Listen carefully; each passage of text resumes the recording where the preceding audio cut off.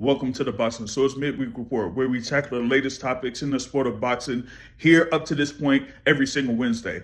Time to start the show. All right, what's going on, everybody? What's up? We should be checking in here live for this February 25th, 2026 edition of the Midweek Report.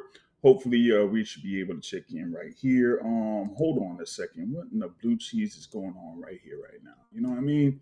Let me make a few adjustments here. Oh boy, this ain't even looking all too hot right now. I don't know what's going on, but this is really not the business of what I was trying to do here. But we should be live here. What's going on? Checking in here for the midweek report. We got a few things here that we wanted to kind of like touch on as we do have action that's coming up here this weekend, right?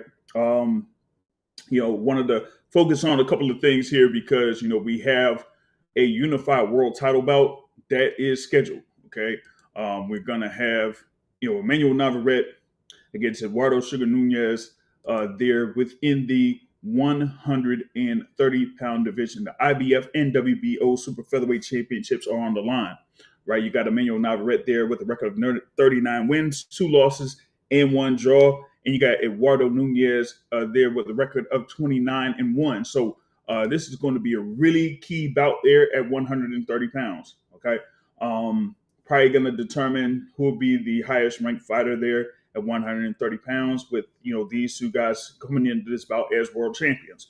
But with that being said, we do know about the performance that O'Shaquie Foster had against Stephen Fulton that was on December. So he'll definitely have a case to say that he is the top-rated fighter there at 130. But, having this fight here coming up, this is going to be really good and really key here for both fighters, okay?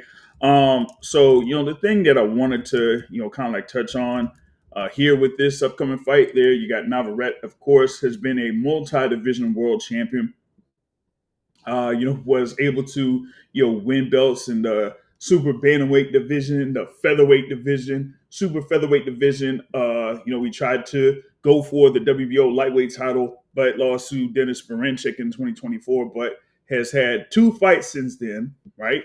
One against Oscar Valdez, rematch against Oscar Valdez, beat him up.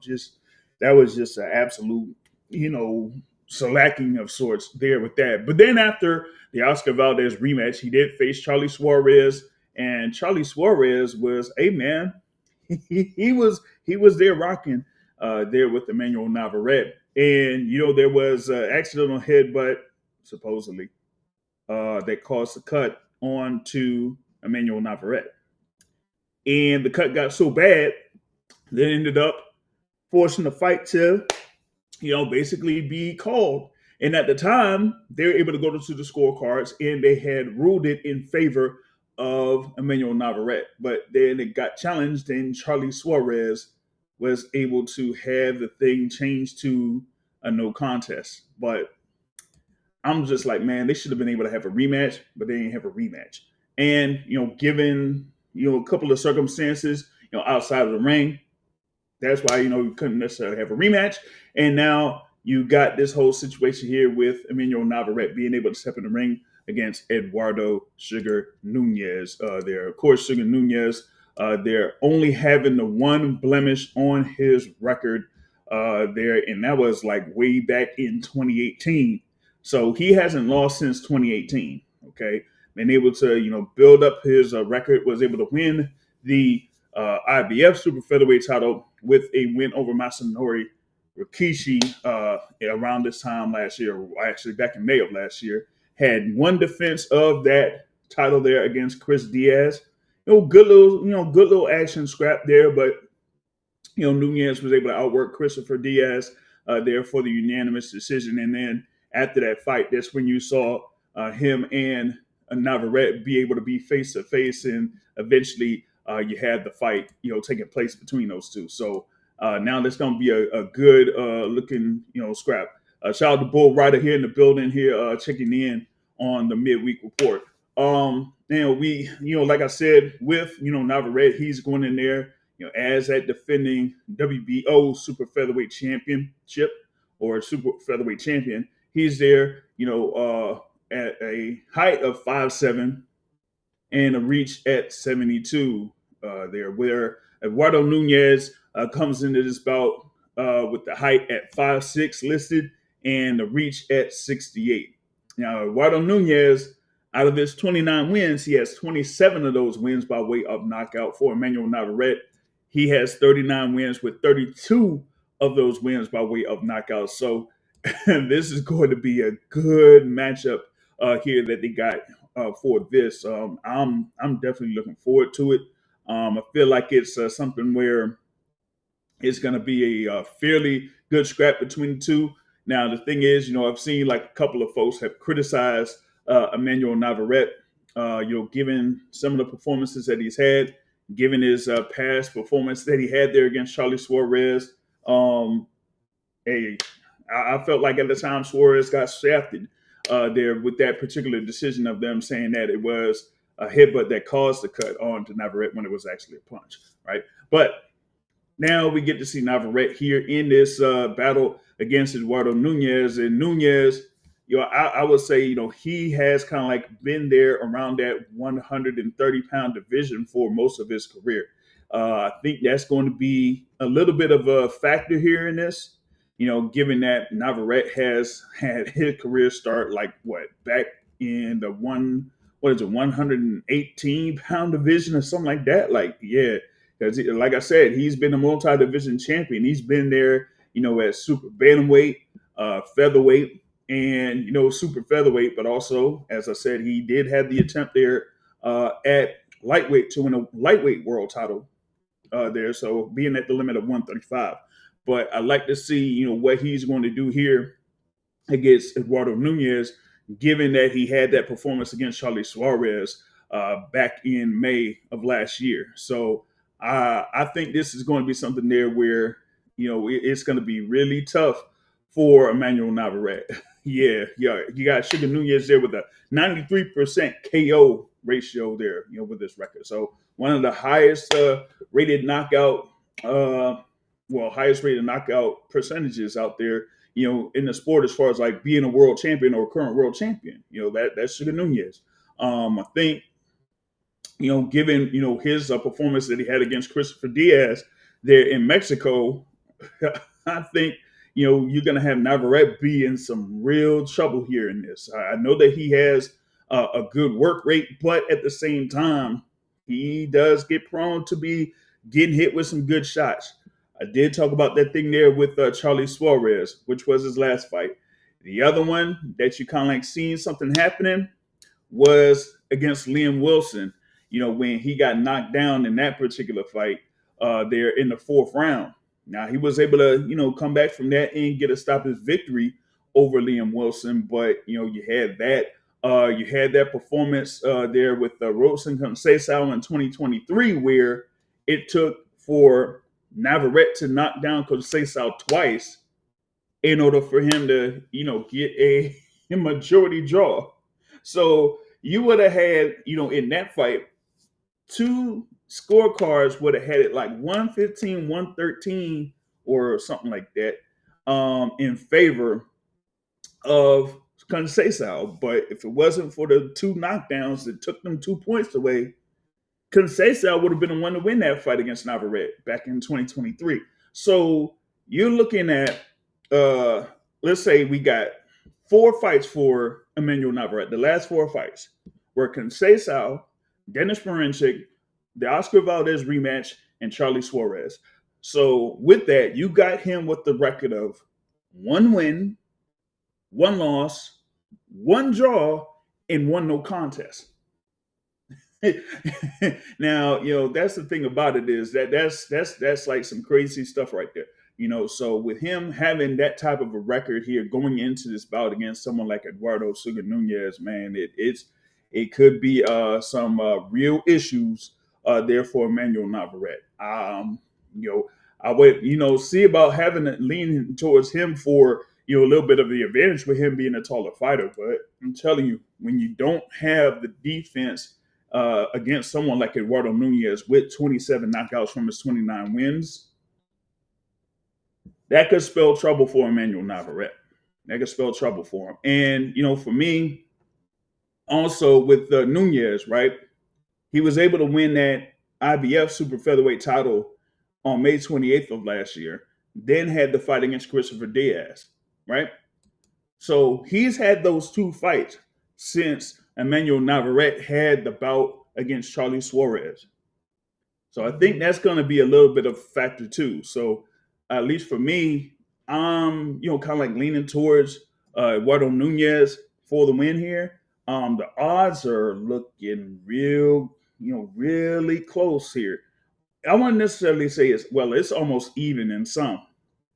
You got like Nunez there at a minus 175 and Navarrete at a plus 150 in some books. You got Nunez at around like minus 160, almost as low as like minus 160, and Navarrete at plus 135. So that shows you like how much people are kind of like putting money towards Navarrete, and some that kind of say that Nunez might have a little bit of an advantage here, but it's not like a significant. There's not really much higher than a 2-1 favorite there on the side of Eduardo Nunez. Like you would see sometimes if you see like 2.5 or 3-1 favorite, then you kind of would lean more towards Sugar Nunez or be more confident towards Nunez there for the win. But the odds are like kind of close there, 2-1, but not that much higher, than 2-1 like that, And Bull Rider says that Navarrete might have trouble making weight. Hey, I wouldn't put it past him. I wouldn't put it past him. I would not put it past him. I think, given that he had the fight there against Dennis Marincic back in 2024, then, the Valdez fight, and then, with Charlie Suarez, I had to really look at that Suarez fight, but he wasn't looking all too hot, in that particular bout. So, I like to see like how he would, kind of like approach this here. We got a couple of days before we're supposed to have the weigh-in for this particular fight card, right? So we'll see how Navarrete, shows up and is able to, get here for this weight. Now, I think with it being a unified title bout, I don't think that 10-day or not 10-way, but 10-pound weight, rehydration clause is in effect for this here, since it's a unified title bout. Instead of it just, being for the IBF with, Nunez, then it'll have to be 10-pound rehydration or whatever it is. But, with it being unified, I think that doesn't, necessarily, it doesn't necessarily apply here, But yeah, I really think that, with the momentum that Nunez has here going into this bout, like I said, having as many wins as he's had since 2018, I would lean towards him, getting the win on this thing. I lean towards him getting the win on this. And Navarrete ended up falling short. But I will be on the lookout there for Navarrete. One, if he is able to make weight, and how he's going to, rehydrate, towards fight night, or going into the weigh-in and then to fight night. You know what I mean? So we got to see how that goes there on that front. But that of course headlines the Matchroom Boxing fight card there at the Desert Diamond Arena in Glendale, Arizona. That will be shown live on the Zone. The co-feature bout, you do have Tamir Smalls against Abel Ramos there in the welterweight division, with Tamir Smalls they're undefeated at 16-0. Abel Ramos there with the record of 28-6-3. Of course, his last bout was the draw to Mario Barrios for the WBC welterweight title there at AT&T Stadium, where he could have had the win in that fight. We could have had the win on that fight. It really took something for Mario Barrios to get back into that particular fight in order for it to be a draw. And we all saw what happened to Mario Barrios after that, going up against Manny Pacquiao, and then just this past weekend against Ryan Garcia. So that is what they had there on the co-feature there in the welterweight division. So we're going to see like how Tamir Smalls reacts to, fighting Abel Ramos there, of course, having the experience that Abel Ramos has up to this particular point. You also have Emiliano Vargas that's on this card against Augustine Quintana. They're in the super lightweight division. We did have a conversation with Trini Ochoa that has an 8-rounder there against Oscar Alvarez on this card as well. So if you can, go on to the YouTube channel here. We have that interview with Trini Ochoa that's on with us. You're also going to have Arturo Popoca there against Jordan Martinez in the super bantamweight division. So those like a few of the fights to check out. They're on that Matchroom boxing card, and it's going to be on the zone. We do also have, the Manny Pacquiao Promotions fight card that will be on Amazon Prime. Should be on Amazon Prime. You do have Elijah Pierce going up against Lorenzo Parra for the WBO International Featherweight title. That's going to be a key bout there within the featherweight division. You have Elijah Pierce, at least right now, ranked number 2 in the WBO at featherweight. Who they have there at number 1 is Brandon Figueroa, who won the WBA featherweight title with his knockout over Nick Ball. So once we have this fight and it's over with, the result is going to affect the WBO rankings. That's why they haven't really updated them as of yet. Let's see.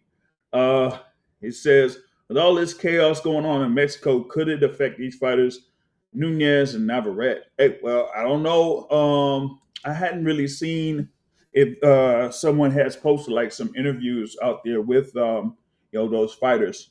They should be there, in Arizona for fight week. And it's like, I don't know if it's like, just like a few spots out there in Mexico where all that stuff is going down.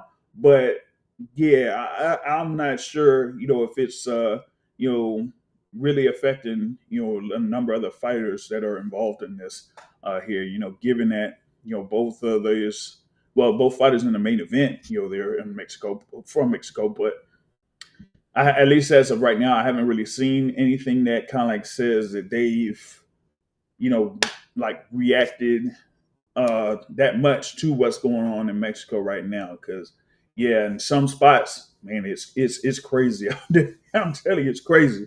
You know what I'm saying? It's almost like what it is. It's like Venezuela times 10 right now over in Mexico or something, man. It's crazy. You know what I mean? But we'll see, how it changes up here over the next couple of days. But like I was saying, with the fight card that they got, just a few fights to check out on that Matchroom card. And as I was mentioning there before, you got the Manny Pacquiao Promotions card at the Turning Stone Resort and Casino in Verona, New York. Elijah Pierce is the WBO International Featherweight Champion going up against Lorenzo Parra. You're supposed to have, Bryce Mills that's on this card. I think he is the co-feature on that Manny Pacquiao Promotions card against Tobias Green, and that is going to be for the WBC Silver Super Lightweight title. So you're going to have Bryce Mills that could, climb up the rankings there within the WBC with a win over Tobias Green. You also have Kermel Moton on this card against Wilfredo Flores in what they say is scheduled for a 10-round bout. That's interesting right there. So I like to see how Kermel Moton shows up in this one, and he is there in the super lightweight division at this point. I thought he was had a pro debut that was at super featherweight, and now here we are. It's about almost 3 years from his pro debut, and he's going to be there at least for this, competing in the super lightweight division. He's had a couple of fights at super lightweight anyway, but I don't know where he's going to establish, his, pro career here up to this point, as far as like what weight class he'll be at. Because, a lot of people will talk about, his issues with weight over the past year or year and a half. So now we got to see like what happens here with this fight that he has coming up there against Wilfredo Flores, and then where to go from that particular point. But yeah, did this?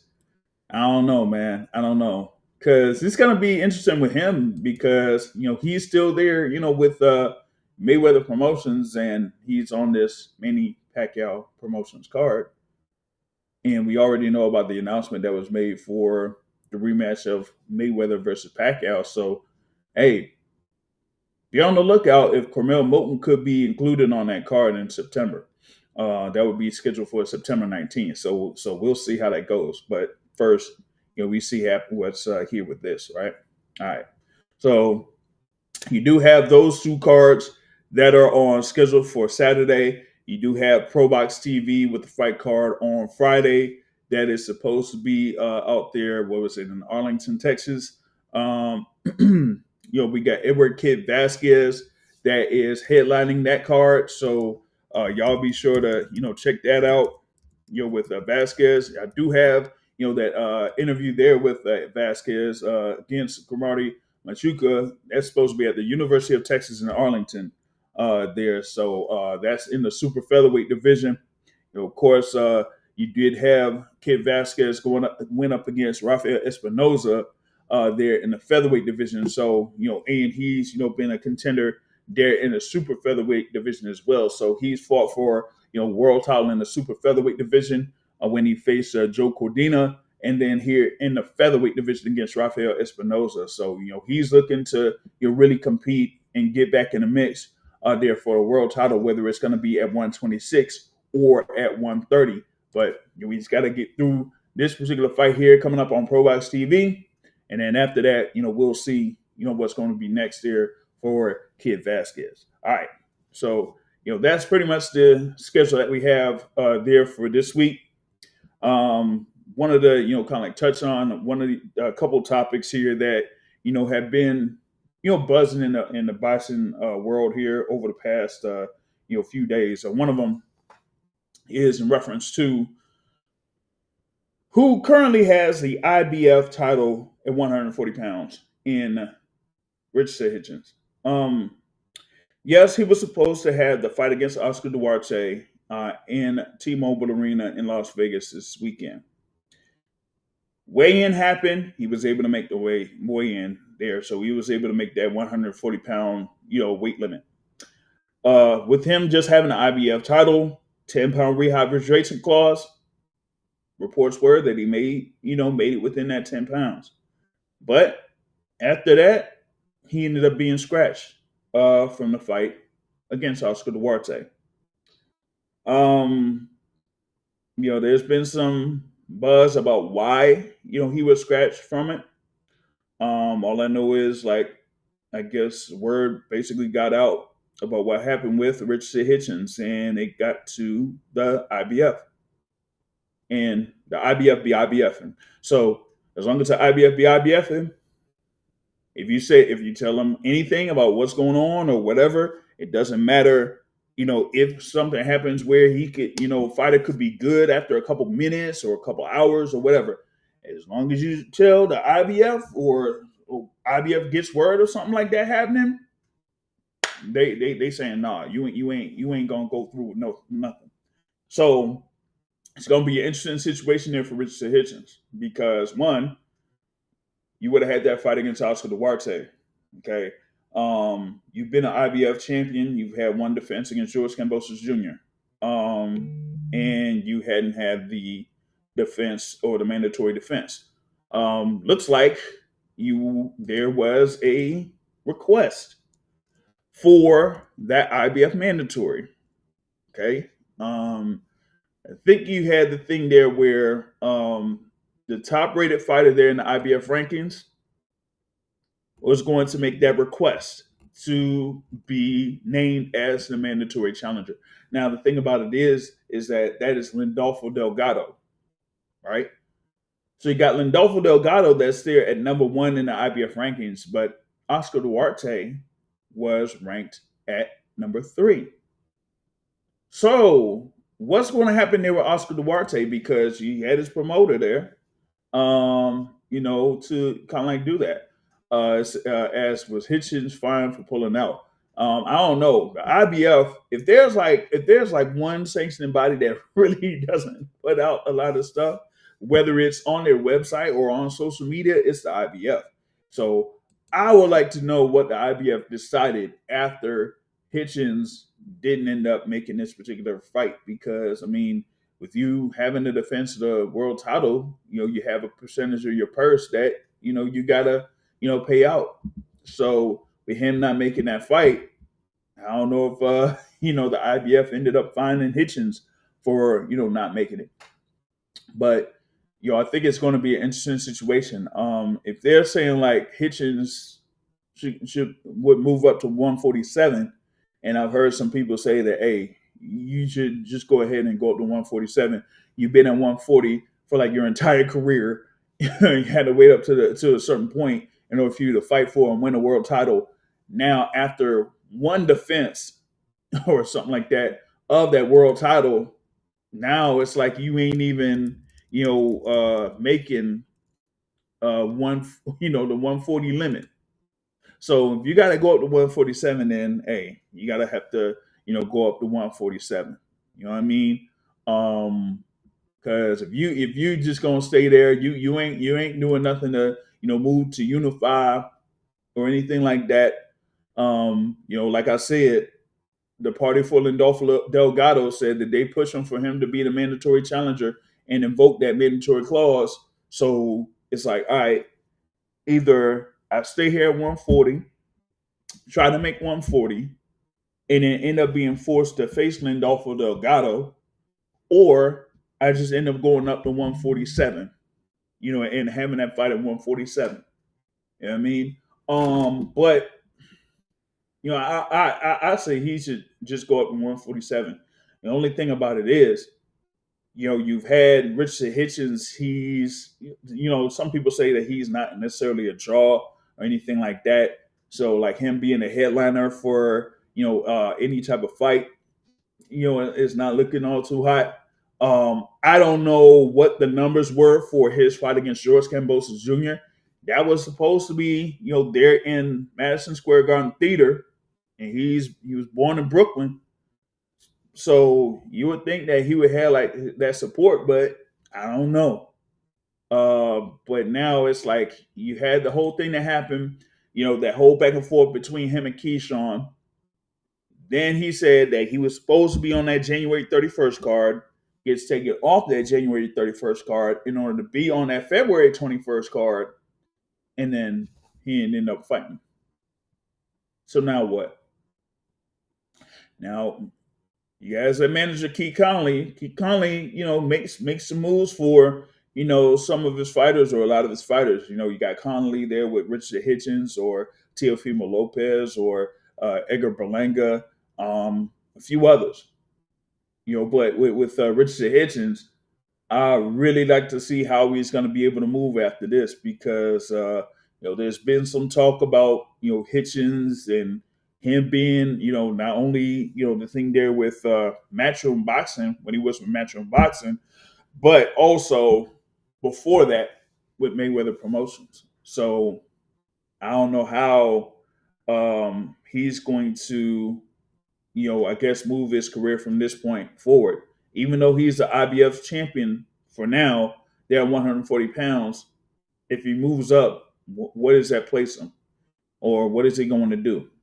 So I want to know like what would happen there with Richard Hitchins, because you don't know him being a draw. So what is he going to do? Would he headline at 147? Okay, who would he headline against at 147? I don't know. Him being the IBF champion, they're at 140 pounds. It's a possibility that if he does move up to 147, that he could, get, an opportunity to have a high rated fight at 147, but he can't necessarily be the mandatory at 147 while holding the 140 belt. The IBF don't do that. So if he's going to go up to 147, then they could rate him at like number 2, maybe number 3 or something like that. But he would still have to have a fight before he could actually, say that he would be like a mandatory challenger for the IBF championship at 147 pounds. Still a lot of work for him to do. Still a lot of unknowns there, for Richardson Hitchins. So I don't know how he's going to maneuver there on that front. All right. So that was the thing there on that. The other thing that I wanted to touch on was this situation with Janibek Alimkhanuly in the World Boxing Organization. This one really bothered me. This one bothered me too, because I would have thought that given what happened there with Janibek, as he was supposed to have the fight against Erislandy Lara for the WBO, IBF, and WBA middleweight titles. Okay. Of course, he got hit with the thing with the meldonium, or whatever it was, or something like that. But they had like something where they had a resolution in reference to this, and that they said that they found like adverse findings there of meldonium in the system there for Janibek Alimkhanuly, right? Now they had a sample that was taken there, and that was from November 15th. Okay, so when they found out, the WBO did, for December 2nd, that he had that's how he was taken out of that fight he was supposed to have with Erislandy Lara. Then they had a B sample. It had a B sample, right? And in the B sample, they found out that the B sample tested positive. So you had the A sample and the B sample test positive.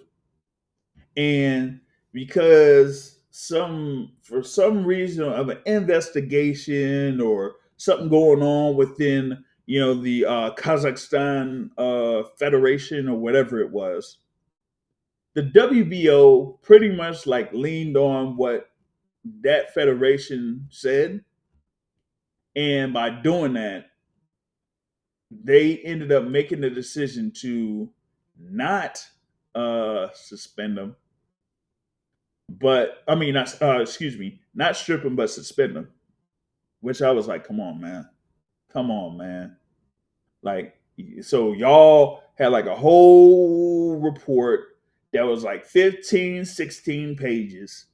And you say that, Janibek Alimkhanuly is suspended from participating in professional boxing contests and events for 1 year with immediate effect retroactively on December 2nd, 2025.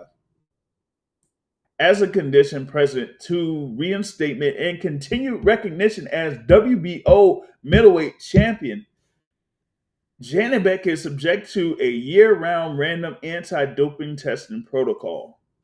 So they didn't strip him. They ended up suspending him. He isn't able to fight or, fight with that world title, but he's suspended. He can't get back in the ring until December 2nd or after of 2026, but he still holds the WBO title. So you ain't necessarily punishing. Well, yeah, you want to suspend him, but you ain't stripping him. So that's almost like giving you just being real. It's almost like a half-ass sentence. What's the point of not having the belt be stripped, and then they're gonna make the decision of having one fight that's scheduled for April 4th for the interim WBO title, right? So you're gonna have two fighters out there that's gonna be fighting for the WBO interim championship, right? Denzel Bentley and Indri Saavedra. Yes, the same Denzel Bentley that has fought Janibek before and lost, going up against Indri Saavedra. And the winner of that fight will be the interim WBO champion and would have to wait until Janibek is out of suspension in order to fight for potentially the WBO middleweight title. That doesn't make any sense. You should just go ahead and strip Janibek, not only suspend him, but strip him. Because remember, it's not just that Janibek is the WBO champion, he's the WBO and IBF champion there at middleweight. So, I mean, what's the point of like having them suspended? Like, is the IBF going to be ended up doing like the same thing? Like, what would be the point of holding up these belts? This is the 160-pound division, one of the divisions that people have had so much to complain about because there's been no movement, no juice, no action ever since Canelo, Jamal Charlo, Golovkin. Who was it? You had like years back, Miguel Cotto. This is like what was it? Sergio Martinez. But it's supposed to be a middleweight division. That's like, one of the, the well-established divisions in boxing. And over the past few years, it ain't been having no movement, no action, no nothing. Mainly because you have, who you have currently holding the world titles. And with Janibek, like he ain't moving no weight. He's been able to get in position for the IBF and WBO titles. But outside of that, he ain't really moving nothing. Yeah, you got Erislandy Lara, who was supposed to be fighting Janibek, and it ended up being scrapped. So Lara had to fight somebody else, there on December 6th, and that went the full 12 rounds. You got Carlos Adames, who was supposed to fight Amo Williams on January 31st. It's been rescheduled to March. That's going to be over in Orlando. So it's still like no movement at all in the middleweight division, at the top of the middleweight division, that is.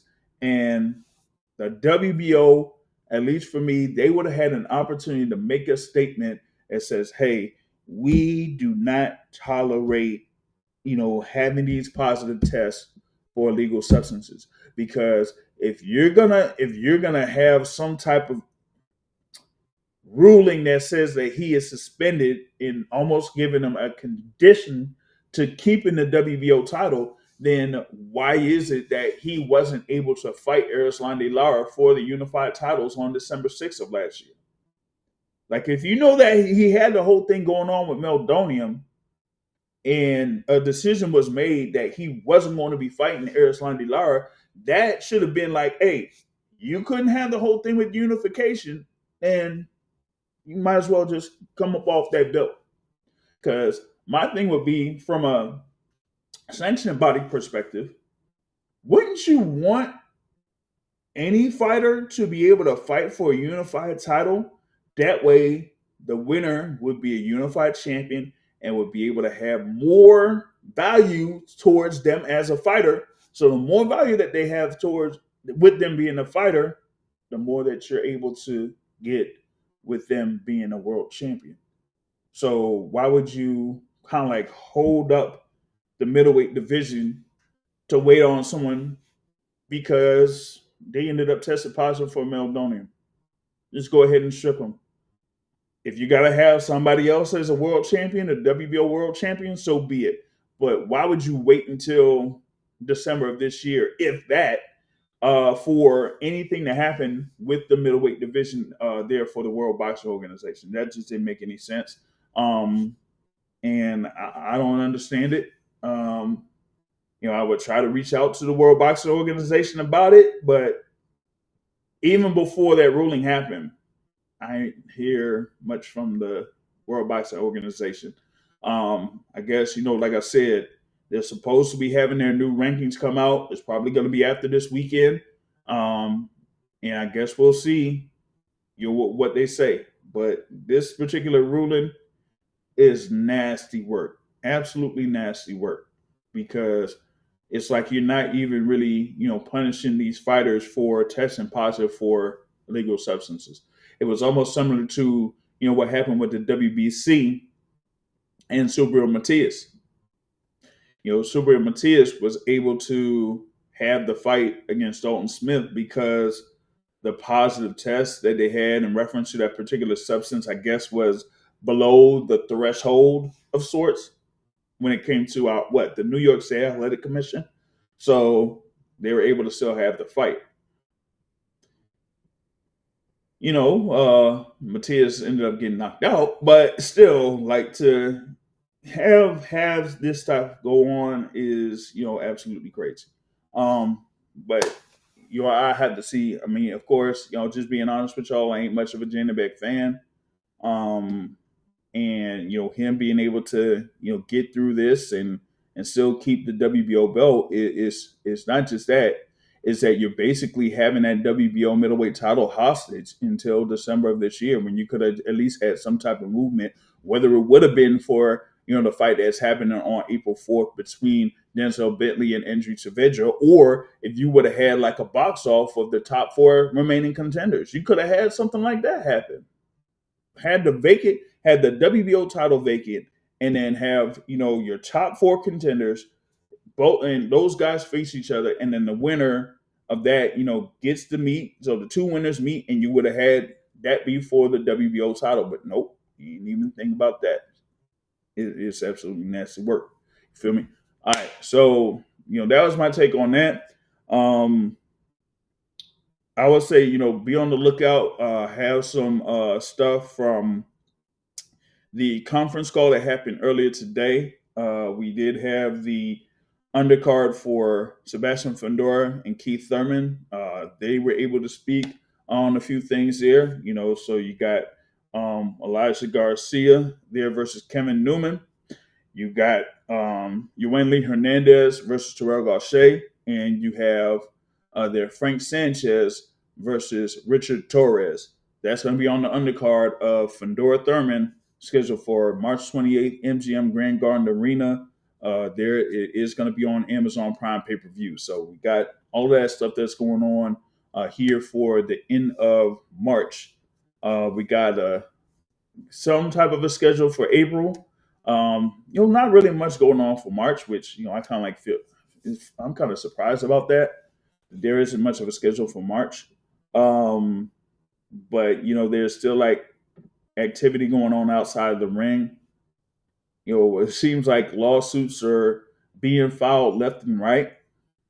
Everybody knows about the whole thing with Floyd Mayweather versus Showtime. Now we recently see, Lisa was reported through Ring Magazine, that Queensberry Promotions has had a $1 billion lawsuit on Zuffa Boxing. Absolutely wild. $1 billion lawsuit? That's insane. Saying that a number of the fighters, there that been through Queensberry were like signed to Zuffa, or were kind of like, I guess, poached from Queensberry to Zuffa. It's gonna be crazy. I know a number of people were talking about the whole thing with Conor Benn signing with Zuffa Boxing. If Conor Benn ended up having the contract with Matchroom Boxing ending after his second fight against Chris Eubank Jr., yeah, he could have, he's able to, shop around as a free agent. I just think that, I don't see much that he could do, under Zuffa Boxing, at least, for now. And it looks like, it's all for like a one fight deal. And it's just an absolute mess there when it comes to that particular situation. So that's mainly what I had on that. Before I was able to join in, I did hear from Rick Ramos, who was able to speak on a few things, speak on a few topics. He was able to speak on the state of boxing. He had his thoughts on a few fighters, a few notable fighters here within boxing, and he also had a lot to say about boxing media. He was very critical about boxing media, very critical. Um, and I tried to ask him some questions in reference to it, but he made like one particular statement about boxing media. So if you want to hear more from him, you would have to basically get it from him, because he ain't gonna be really speaking with boxing media like that. So that's gonna be a whole different animal on that topic, right? But I know that there's like a lot of stuff that's still going on within the sport of boxing, but here the Midweek Report, we try to focus on what's going on with fights, upcoming fights for the week, and we'll kind of touch on a couple of top stories here and there. But other than that, I say look forward to the fights that's coming up. Again, you're gonna have Pro Box TV on Friday night. Okay, you're gonna have the Matchroom Boxing card on the Zone Saturday night. You're gonna have Manny Pacquiao Promotions fight card on Amazon Prime Saturday night. So y'all be able to focus on that. Just be on the lookout for that. Again, you got Edward Kid Vasquez that's going to be headlining on the Pro Box card, right? You're going to have the unified title fight there at 130 pounds on the Matchroom card for the Zone. Emanuel Navarrete versus Eduardo Nunez. And then you're going to have Elijah Pierce versus Lorenzo Parra on the Amazon Prime card through Manny Pacquiao Promotions on Saturday night. So those are the fights to look forward to. All right. Again, we don't have much for the following week outside of the Zuffa boxing card. You will have the thing there with Jai Obataya on the following week. But for the month of March, we'll have to wait until Fundora Thurman, right? But that's why I got here, on this edition of the Midweek Report. We'll be able to catch up with more news here later. I will have the questions that I did ask to the fighters on that Fundora Thurman undercard. That will be uploaded on YouTube and also will be uploaded on Rumble. Okay. I have to upload more content on Rumble. I've had the page on there for a good while, but I hadn't really been uploading the videos as much as I've been doing on YouTube. So I'll see about paying more attention to get more content on Rumble for those that have been able to either subscribe or watch the content that I do have on the Rumble channel. All right, so that's what I have on slate. We'll have the Boxing Source podcast scheduled for Sunday night. And I still have like a lot of work or stuff, content to post up, even outside of the questions that I have. So continue to follow the channel. Hit the like button if you like the content here. Hit the subscribe button if you haven't done so already. Check out the website, theboxingsource.net. We have stories, content, summaries of some fights that we've been able to cover. And other stories that are out there, including the rumor that we might have WBA super middleweight title fight there with Armando Resendiz. He could be potentially defending that WBA super middleweight title against Jamal Charlo. That's a rumor. But until next time, I will catch y'all later. Peace out.